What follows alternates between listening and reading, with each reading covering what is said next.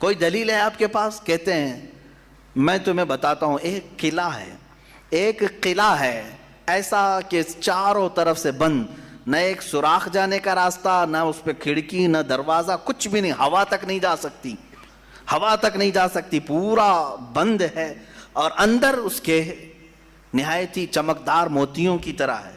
پھر اچانک اس قلعے میں اچھلتا کودتا ہوا ایک جان والا پیدا ہوتا ہے، اور پھر وہ اس قلعے سے باہر آتا ہے۔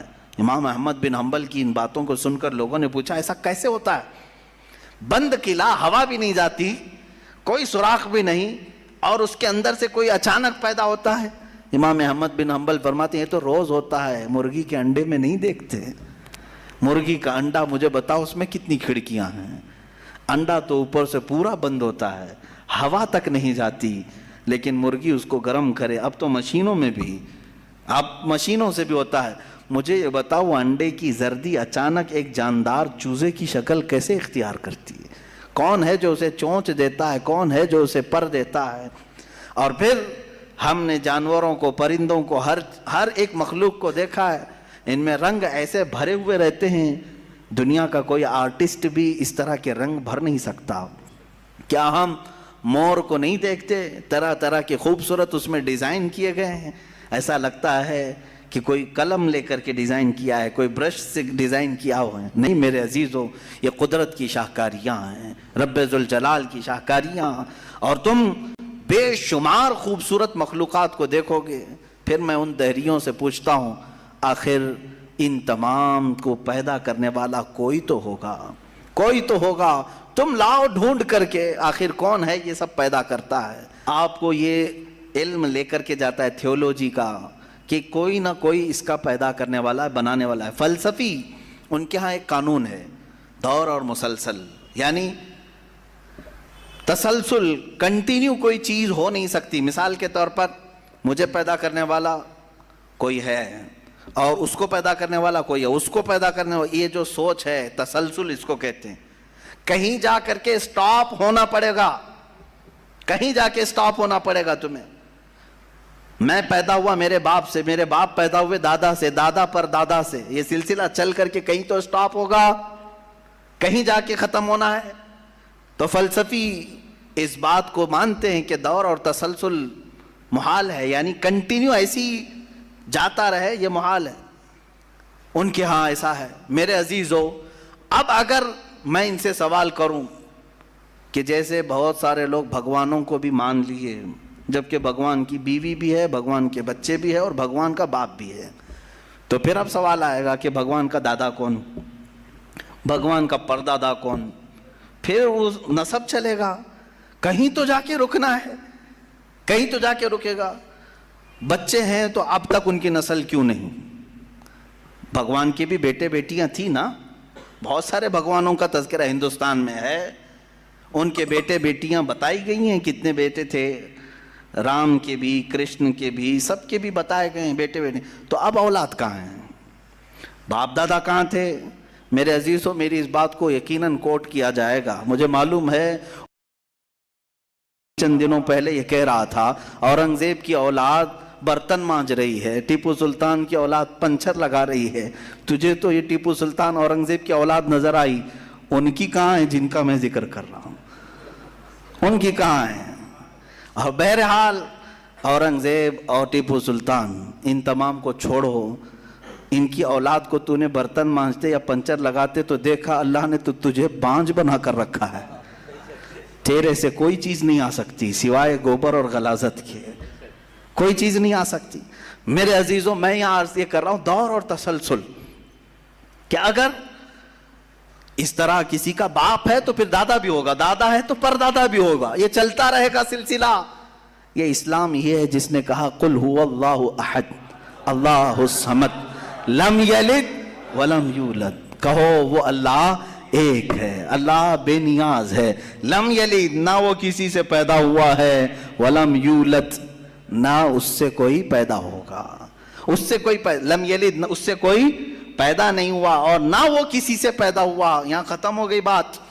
اب نہ میرے خدا کا کوئی باپ ہے، نہ بیٹا ہے، نہ بھائی ہے، نہ بہن ہے، کہیں یہ تصور آئے گا ہی نہیں. تم ہم سے یہ سوال نہیں کر سکتے کہ اللہ کے آبا و اجداد کہاں ہے, اولاد کہاں ہے. ہم نے خدا کو مانا ہی ایسے ہے کہ وہ جسم و جسمانیت سے بھی پاک ہے, رشتہ داری سے پاک ہے, کوئی نہ اس کا ہمتا ہے, ایک ہی سب کی سنتا ہے. یہ اللہ تبارک و تعالیٰ کے متعلق ہمارا یقین یہی ہے. عزیزان گرامی وقار, دور اور تسلسل کا جو قانون ہے میں نے یہی بتایا کہ بعض لوگ اس چیز کے ذریعے سے بھی چاہیں تو ہدایت حاصل کر سکتے ہیں کہ کہیں تو جا کے ہمیں فل سٹاپ ہونا پڑے گا. کوئی تو ہے جو اینڈ ہے, اس کو کوئی پیدا کرنے والا نہ ہو, جا کر کے تمہیں ختم ہونا پڑے گا ایک نہ ایک جگہ. کہ کوئی تو ہے جو لاسٹ ہے, اس کو کوئی نہ پیدا کیا ہو. اگر اس کو بھی کوئی پیدا کیا ہے تو پھر یہ بھی بات ہے کہ اس کو بھی کوئی پیدا کیا ہوگا. تو ہمیں ایک ایسی ذات ماننی پڑے گی جس کو کوئی نہ پیدا کیا ہو, تبھی جا کر کے ہم یہ کہتے ہیں وہ جو ذات تم جا کر اینڈ ہوگے اسی کا نام اللہ رب العزت ہے, جس کو کسی نے پیدا نہیں کیا. یہ اسلام کا بہترین عقیدہ ہے. میرے عزیزو, توحید کسے کہتے ہیں؟ اب بات آتی ہے, وجود کی بات ہو گئی, اللہ ہے اتنا تو ماننا پڑے گا. اس کے لیے تو بہت ساری دلیلیں بچے بھی پکڑ کر کے بتا دیں گے. ایک خاتون, ہم نے بچپن میں پڑھا تھا, ایک بوڑھی عورت چرخہ سل رہی تھی, اس سے جا کر کسی نے پوچھا کہ اللہ ہے کہ نہیں ہے, تو اس نے کہا ہے. کیا دلیل ہے؟ کہا یہ میرا چرخہ جو سل رہا ہوں یہی دلیل ہے اللہ کی. کہا کہ کیسے؟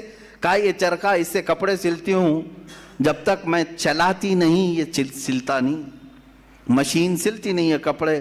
اسی سے میں نے یہ یقین کر لیا کہ میرا چرخہ میرے چلائے بغیر نہیں چلتا, تو نظام کائنات پورا بغیر چلائے کیسے چلے گا؟ کوئی تو ہے. یہ ہو گئی بات وجود کی, کوئی تو ہے. اب آتی ہے توحید کی بات. کوئی تو ہے, اب ہمیں یہ بتانا ہے ایک ہی ہے. کوئی تو ہے لیکن وہ جو ہے وہ ایک ہی ہے. یہاں پر بھی ہمیں اسلام نے جو فلسفہ دیا ہے, قانون دیا, وہ بہت ہی پیارا ہے. اس کی وجہ کیا ہے میرے عزیزو؟ چلو اب ہم توحید کی طرف آتے ہیں. توحید کہتے ہیں ایک ماننا. ایک ماننا حقیقت میں دیکھا جائے تو دنیا کے اکثر مذاہب میں توحید کا شروع میں درس رہا. عیسائیت جو آئی ان میں بھی تھا, بعد میں یہ تثلیث کے قائل ہو گئے. یہودیوں میں بھی اللہ کو ہی مانتے, خدا کو ہی ماننا ہے. ہندوؤں میں بھی ایک کا ہونے کا تصور کتابوں میں ان کے موجود ہے. یہ اور بات ہے کہ انہوں نے ملا دیا, مسالے لگا دیے, الگ الگ ہو گئے. خالص جو اپنے دین پر باقی ہے الحمدللہ وہ اسلام ہے. آج بھی اللہ رب العزت ہے اور وہ ایک ہے. ایک ہے. اس پر کیا دلیل ہے؟ اس پر بھی دلیلیں دینی ہوں گی مسلمانوں. عقلی دلیلیں بھی ہیں, نقلی دلیلیں بھی ہیں. نقلی دلیلیں ہمارے لیے, نقلی کا مطلب ہوا کسی جگہ سے ثابت ہے, قرآن سے, حدیث سے یہ ثابت ہے, تو یہ نقلی دلیل. عقلی جو عقل بھی جس کو تسلیم کرے, عقل جس کو ایکسیپٹ کرے, وہ کیا ہے؟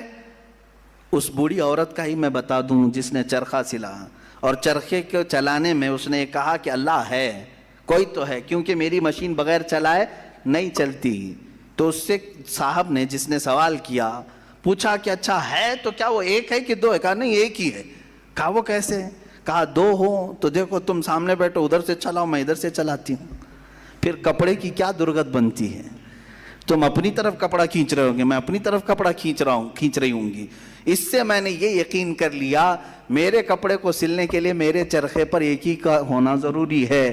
دو بیٹھیں گے تو کپڑا پھر پائجامے کی بجائے کرتا ہو سکتا ہے, کرتے کی بجائے بھی ہو سکتی ہے, کچھ بھی ہو سکتا ہے, کچھ بھی سل جاتا ہے. تو دو لوگ ایک مشین کو سلنے جائیں تو نظام درہم برہم ہو سکتا ہے. تو ایک پورے کائنات کا نظام اگر دو لوگ چلانے لگیں تو ایک دن ایک کہے گا نہیں میں آج بارش برساؤں گا, دوسرا کہے گا نہیں میں آج دھوپ ڈالوں گا, تیسرا کہے گا کہ نہیں میں آج چھاؤں ٹھنڈی پیدا کروں گا. تو یہ تو انہی کے درمیان جھگڑا ہوتا رہے گا. اسی لیے قرآن نے بھی کہا لو کان فیہما آلہۃ الا اللہ لفسدتا, اگر ان کائنات میں, زمین و آسمانوں میں خدا کے علاوہ دو ہوتے تو ضرور اس میں فساد ہوتا, ضرور اس میں نظام درہم برہم